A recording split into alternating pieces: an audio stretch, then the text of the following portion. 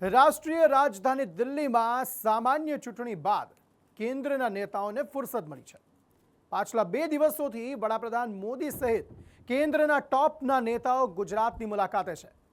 ગૃહમંત્રીથી માંડીને આરોગ્ય મંત્રી અને રેલવે મંત્રીથી માંડીને જળશક્તિ મંત્રી જેવા કેન્દ્રના નેતાઓ ગુજરાતના મહેમાન છે।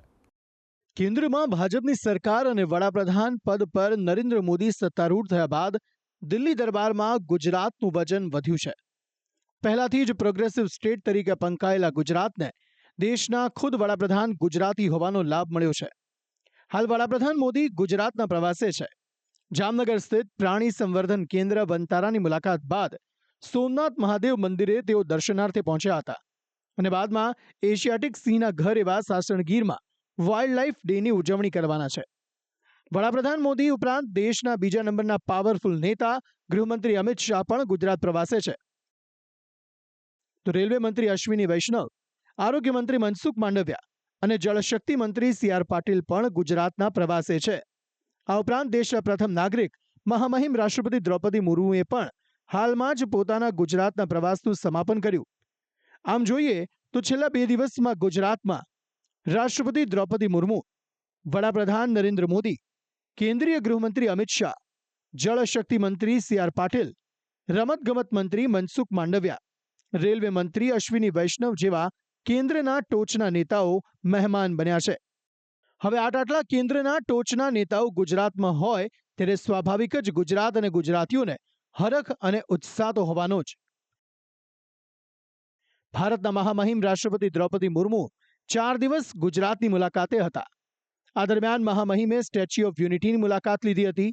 બાદમાં તેઓએ ગાંધીનગર સ્થિત ફોરેન્સિક સાયન્સ યુનિવર્સિટીના દીક્ષાંત સમારોહમાં પણ હાજરી આપી હતી અને ત્યારબાદ રાષ્ટ્રપતિએ કચ્છના ધોરડો, ભુજનું સ્મૃતિવન અને હડપ્પન નગર ધોળાવીરાની પણ મુલાકાત લીધી હતી। તો કેન્દ્રીય ગૃહમંત્રી અમિત શાહ મહેસાણા જિલ્લાના વિજાપુર તાલુકાના પિલવાઈ ગામની મુલાકાતે પહોંચ્યા હતા। તેઓ પોતાની પત્ની, પુત્ર જય શાહ અને પુત્રવધુ સાથે સવારે પિલવાઈ ગામે પહોંચ્યા હતા। મુખ્ય કાર્યક્રમમાં નવનિર્મિત ગોવર્ધનનાથજી મંદિરનું ઉદ્ઘાટન કરવામાં આવ્યું હતું। આ મંદિર 100 વર્ષથી વધુ જૂનું છે। શાહે મંદિરમાં ભગવાનની આરતી પણ કરી હતી। તેમણે પોતાના સાસરી પક્ષના લોકો સાથે પણ મુલાકાત કરી હતી। હું આજે એક જ વાત કહેવા માંગીશ કે ઉત્તર ગુજરાતના પિલવાઈ જેવા ભક્તિમય નગરની અંદર આજે શ્રી ગોવર્ધનનાથજી મંદિરનું નૂતન નવીન મંદિર સિદ્ધ થયું। શ્રી ભારતના ગૃહપ્રધાન શ્રી અમિતભાઈના સાસરી પક્ષનું આ મંદિર કે જેમાં શ્રી ગોવર્ધનનાથજી પ્રભુની સેવા વર્ષોથી ચાલતી આવી છે અને અનંત વર્ષો સુધી ચાલશે એવું મને નિશ્ચિત રૂપથી એવી મારી ભાવ। દેશના રેલવે મંત્રી ગુજરાતની 1 દિવસીય મુલાકાતે હતા। રેલવે મંત્રી અશ્વિની વૈષ્ણવે અમદાવાદ ખાતે કાલુપુર રેલવે સ્ટેશનના નવીનીકરણની કામગીરીની સમીક્ષા કરી હતી। તો ખેડા જિલ્લાના ઉત્તરસંડા પાસે આવેલા નવનિર્મિત બુલેટ ટ્રેન પ્રોજેક્ટની મુલાકાત પણ લીધી હતી અને અહીં અશ્વિની વૈષ્ણવે સ્ટેશન પર ચાલી રહેલી કામગીરીનું નિરીક્ષણ કરી જરૂરી માર્ગદર્શન આપ્યું હતું। બાદમાં અશ્વિની વૈષ્ણવે આણંદ રેલવે સ્ટેશનની પણ મુલાકાત લીધી અને આ વેળાએ આણંદને વંદે ભારત એક્સપ્રેસના સ્ટોપેજની પણ જાહેરાત કરી હતી। રેલવે મંત્રી ઉપરાંત કેન્દ્રીય જળશક્તિ મંત્રી સી.આર. પાટીલ પણ ગુજરાત પ્રવાસે છે। સી.આર. પાટીલે ભાવનગરના નારી ગામે જળ સંચય અભિયાનનો પ્રારંભ કરાવ્યો હતો અને બોરિંગ મશીનથી ભાવનગર જિલ્લામાં 350 બોર રિચાર્જ કરવાની જાહેરાત કરી હતી। તો સુરતમાં તાજેતરમાં બનેલી શિવશક્તિ માર્કેટ આગની દુર્ઘટનાને લઈ સી.આર. પાટીલે 11 લાખ રૂપિયાની સહાયની જાહેરાત કરી હતી। આ ઉપરાંત સુરતમાં રેલવે અંડરપાસનું સી.આર. પાટીલના હસ્તે લોકાર્પણ કરવામાં આવ્યું હતું। લિંબાયત ડિંડોલીને જોડતા આ રેલવે અંડરપાસના લોકાર્પણ સાથે જ સ્થાનિક લોકોને ટ્રાફિક સમસ્યામાંથી મુક્તિ મળી હતી।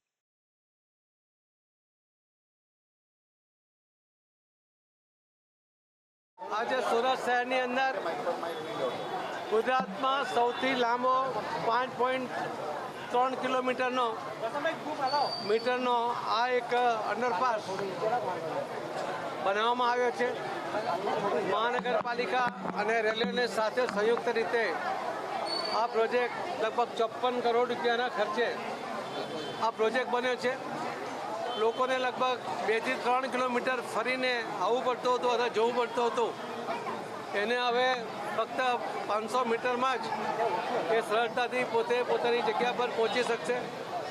આટલો લાંબો જેની ઉપરથી 7 રેલવેની લાઇન પસાર થાય છે એવો આ સૌથી લાંબો અંડરપાસ છે. અન્ય એક કેન્દ્રીય મંત્રી મનસુખ માંડવિયા પણ છેલ્લા 2 દિવસથી ગુજરાતની મુલાકાતે છે. પ્રથમ દિવસે માંડવિયાએ રાજકોટના જામકંડોરણા ખાતે દિવ્યાંગ સાધન સહાય વિતરણ કેમ્પમાં 128 લાભાર્થીને 20,53,000ની રકમની સહાય વિતરણ કરી હતી. બાદમાં પોરબંદરમાં ફાઇટ ઓબેસિટીના ઉદ્દેશથી fit India Sunday on cycle કાર્યક્રમમાં ઉપસ્થિત રહી સાયકલિંગ પણ કર્યું હતું. सारे देश के कर्मचारी अधिकारीगण संडे ऑन साइकिलिंग मूवमेंट के साथ जुड़ने के लिए आए.